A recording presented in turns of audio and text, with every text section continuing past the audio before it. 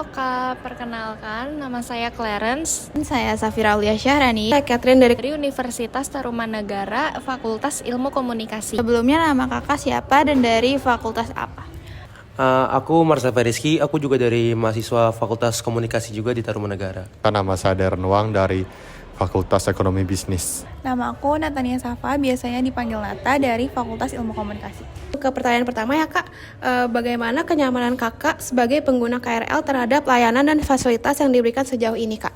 Sejauh ini fasilitas yang ada dan disediakan cukup bagus, seperti ada toilet di stasiun, ada musola di stasiun, dan gerbong-gerbong di kereta yang ada pun juga menurut saya sudah cukup memadai. Apa sih hal pertama yang terlintas di pikiran kakak ketika mendengar kenyamanan KRL? Hal pertama yang terlintas di kepala aku soal kenyamanan KRL itu tentu aja soal kerapihan dalam KRL ya. Karena menurut aku sendiri kerapihan dalam KRL itu sendiri sekarang udah berkembang banget. Dari terakhir kali aku naik kereta tahun-tahun 2012-an.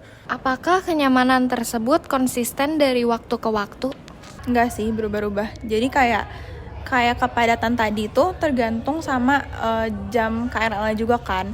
Kayak kalau misalnya jam berangkat kerja atau jam pulang kerja tuh biasanya padat banget. Itu tuh jam-jam padat, jadi kadang kita tuh nggak ngerasain kenyamanan itu. Menurut aku so far ini konsisten banget. Dari aku sering pakai KRL itu mungkin tahun 2022 sampai sekarang ini aku sering pakai KRL. Itu menurut aku konsisten banget, dimana aku udah jarang banget nemuin sampah berserakan di KRL-nya. Kalau kenyamanan di luar jam rush hour ya kita ngomongin ya. Ya kalau di luar jam rush hour nyaman sekali. Jika kakak bisa milih satu hal yang harus diperbaiki saat ini, kira-kira apa?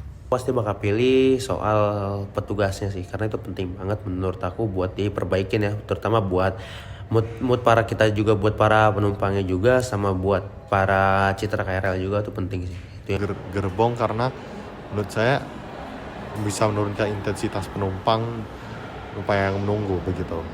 Kurang lebih seperti itu. Makasih juga ya kak ya. Dia dan udah nyempetin waktu untuk aku wawancara. Terima kasih.